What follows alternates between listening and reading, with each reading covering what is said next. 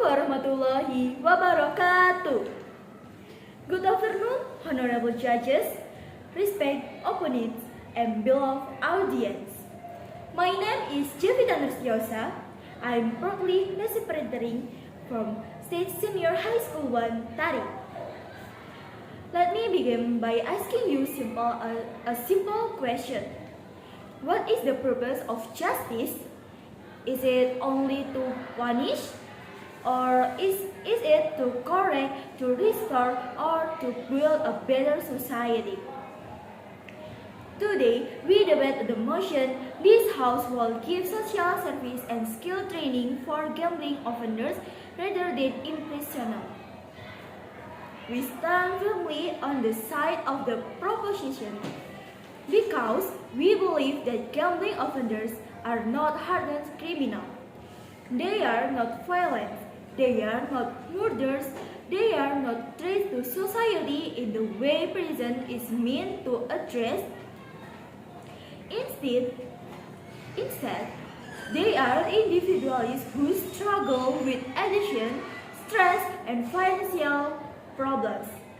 Throwing them in prison does not cure their addiction. It only hides the problem behind bars. Rehabilitation, however, offers them a genuine chance to change. In this speech, I will present four main arguments to prove why rehabilitation through social service and skill training is far more effective than imprisonment. First, justice must prioritize rehabilitation over retribution. Gambling is recognized worldwide as a psychological disorder. The American Psychiatric Association even lists it as a from impulse control disorder. This means offenders are often patients in need of treatment, not criminals deserving of punishment. For example, in South Australia, the gambling court was established specially to address offenders through treatment rather than imprisonment. Judges monitor the progress of offenders attend therapy and they must perform community service. This system has helped offenders reform while keeping them out of crowded prisons. Okay, the second argument is we must talk about skill training as a tool for prevention. Why do people gamble? One key reason is economic hardship. Many offenders lack stable income, employable skills, or confidence in building a better life. When people feel helpless, gambling becomes an escape.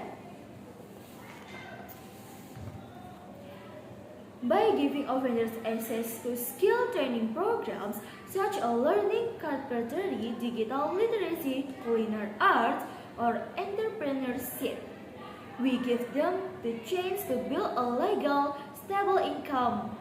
This is just not theory. It works. Take Singapore Yellow Ribbon Project as example.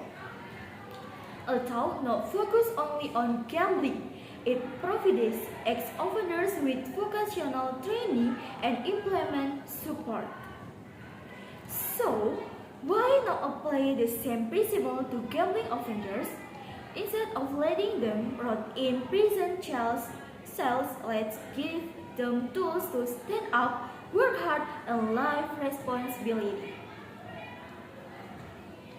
In 2023, a man named Brendan Wayne Todd, a payroll manager in Brisbane, embezzled over $800,000 Australian dollars to fuel his gambling addiction. Despite being diagnosed with pathological gambling disorder and showing deep remorse, he was sentenced to 7 years in prison. So, ask yourself, does this punishment cure this addiction? No. Does it help the victims? Not really. Does it prevent further gambling crimes? Probably not. So,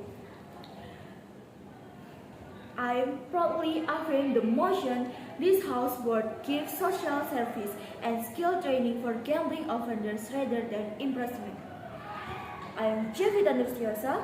Thank you very much.